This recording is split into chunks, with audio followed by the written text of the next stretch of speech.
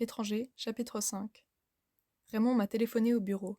Il m'a dit qu'un de ses amis, il lui avait parlé de moi, m'invitait à passer la journée de dimanche dans son cabanon, près d'Alger. J'ai répondu que je le voulais bien, mais que j'avais promis ma journée à une amie. Raymond m'a tout de suite déclaré qu'il l'invitait aussi. La femme de son ami serait très contente de ne pas être seule au milieu d'un groupe d'hommes. J'ai voulu raccrocher tout de suite, parce que je sais que le patron n'aime pas qu'on nous téléphone de la ville. Mais Raymond m'a demandé d'attendre, et il m'a dit qu'il aurait pu me transmettre cette invitation le soir, mais qu'il voulait m'avertir d'autre chose. Il avait été suivi toute la journée par un groupe d'Arabes parmi lesquels se trouvait le frère de son ancienne maîtresse. Si tu le vois près de la maison ce soir en rentrant, avertis-moi. J'ai dit que c'était entendu. Peu après, le patron m'a fait appeler, et sur le moment, j'ai été ennuyée, parce que j'ai pensé qu'il allait me dire de moins téléphoner et de mieux travailler. Ce n'était pas cela du tout. Il m'a déclaré qu'il allait me parler d'un projet encore très vague. Il voulait seulement avoir mon avis sur la question. Il avait l'intention d'installer un bureau à Paris qui traiterait ses affaires sur la place, et directement avec les grandes compagnies, et il voulait savoir si j'étais disposée à y aller. Cela me permettrait de vivre à Paris, et aussi de voyager une partie de l'année. Vous êtes jeune, et il me semble que c'est une vie qui doit vous plaire. J'ai dit que oui, mais que dans le fond, cela m'était égal. Il m'a demandé alors si je n'étais pas intéressée par un changement de vie. J'ai répondu qu'on ne changeait jamais de vie, qu'en tout cas, toute se valait, et que la mienne ici ne me déplaisait pas du tout.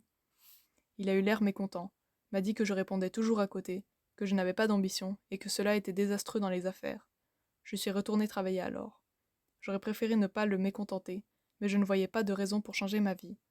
En y réfléchissant bien, je n'étais pas malheureux. Quand j'étais étudiant, j'avais beaucoup d'ambition de ce genre.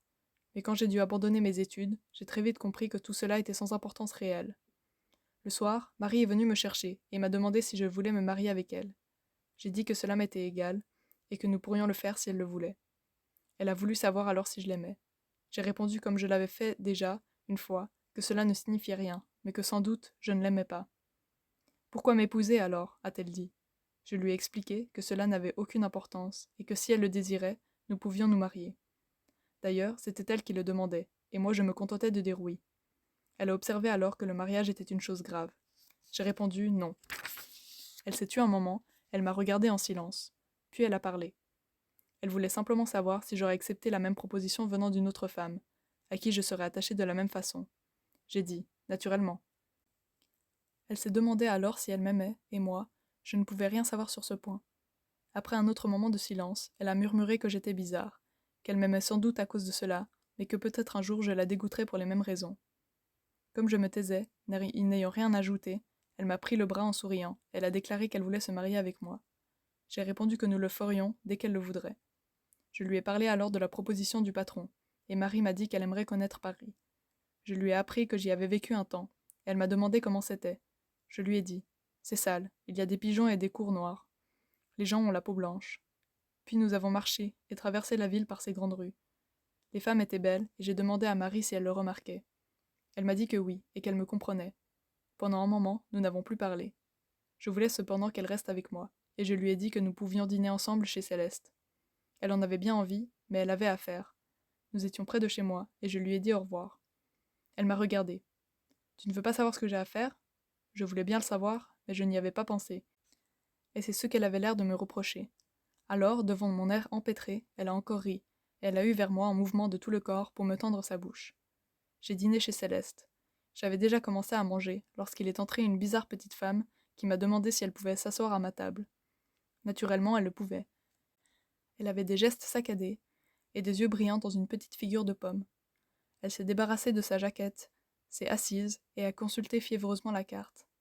Elle a appelé Céleste et a commandé immédiatement tous ses plats d'une voix à la fois précise et précipitée. En attendant les hors-d'œuvre, elle a ouvert son sac, en a sorti un petit carré de papier et un crayon, a fait d'avance l'addition, puis a tiré d'un gousset, augmenté du pourboire, la somme exacte qu'elle a placée devant elle. À ce moment, on lui a apporté des hors-d'œuvre qu'elle a engloutis à toute vitesse. En attendant le plat suivant, elle a encore sorti de son sac un crayon bleu et un magazine qui donnait les programmes radiophoniques de la semaine. Avec beaucoup de soin, elle a coché une à une presque toutes les émissions. Comme le magazine avait une douzaine de pages, elle a continué ce travail méticuleusement pendant tout le repas. J'avais déjà fini qu'elle cochait encore avec la même application. Puis elle s'est levée, a remis sa jaquette avec les mêmes gestes précis d'automate et elle est partie. Comme je n'avais rien à faire, je suis sortie aussi, et je l'ai suivie un moment. Elle s'était placée sur la bordure du trottoir, et, avec une vitesse et une sûreté incroyables, elle suivait son chemin, sans dévier et sans se retourner. J'ai fini par la perdre de vue et par revenir sur mes pas. J'ai pensé qu'elle était bizarre, mais je l'ai oubliée assez vite. Sur le pas de ma porte, j'ai trouvé le vieux Salamano. Je l'ai fait entrer, et il m'a appris que son chien était perdu, car il n'était pas à la fourrière.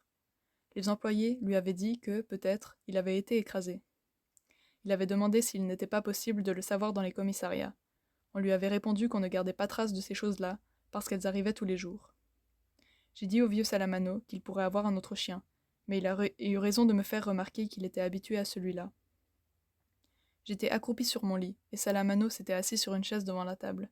Il me faisait face, il avait ses deux mains sur les genoux. Il avait gardé son vieux feutre. Il mâchonnait des bouts de phrases sous sa moustache jaunie. Il m'ennuyait un peu, mais je n'avais rien à faire, et je n'avais pas sommeil. Pour dire quelque chose, je l'ai interrogé sur son chien. Il m'a dit qu'il avait eu, après la mort de sa femme. Il s'était marié assez tard. Dans sa jeunesse, il avait eu envie de faire du théâtre. Au régiment, il jouait dans les vaudevilles militaires. Mais finalement, il était entré dans les chemins de fer et il ne le regrettait pas, parce que maintenant, il avait une petite retraite.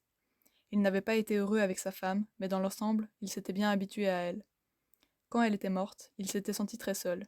Alors, il avait demandé un chien à un camarade d'atelier. Il avait eu celui-là très jeune. Il avait fallu le nourrir au biberon. Mais comme un chien vit moins qu'un homme, ils avaient fini par être vieux ensemble. Il avait mauvais caractère, m'a dit Salamano. De temps en temps, on avait des prises de bec. Mais c'était un bon chien quand même. J'ai dit qu'il était de belle race, et Salamano a eu l'air content.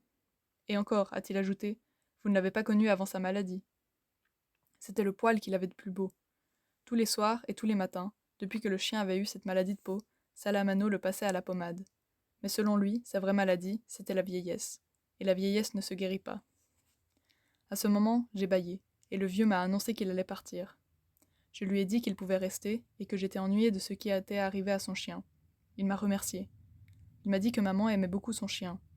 En parlant d'elle, il l'appelait « votre pauvre mère ». Il a émis la supposition que je devais être bien malheureux depuis que maman était morte, et je n'ai rien répondu. Il m'a dit alors, très vite, et avec un air gêné, qu'il savait que dans le quartier, on m'avait mal jugé, parce que j'avais mis ma mère à l'asile, mais il me connaissait, et il savait que j'aimais beaucoup maman. J'ai répondu, je ne sais pas encore pourquoi, que j'ignorais jusqu'ici qu'on me jugeât mal, à cet égard, mais que l'asile m'avait paru une chose naturelle, puisque je n'avais pas assez d'argent pour faire garder maman. D'ailleurs, ai-je ajouté, il y avait longtemps qu'elle n'avait rien à me dire, et qu'elle s'ennuyait toute seule. Oui, m'a-t-elle dit, à l'asile du moins, on se fait des camarades. Puis il s'est excusé, il voulait dormir. Sa vie avait changé maintenant, et il ne savait pas trop ce qu'il allait faire.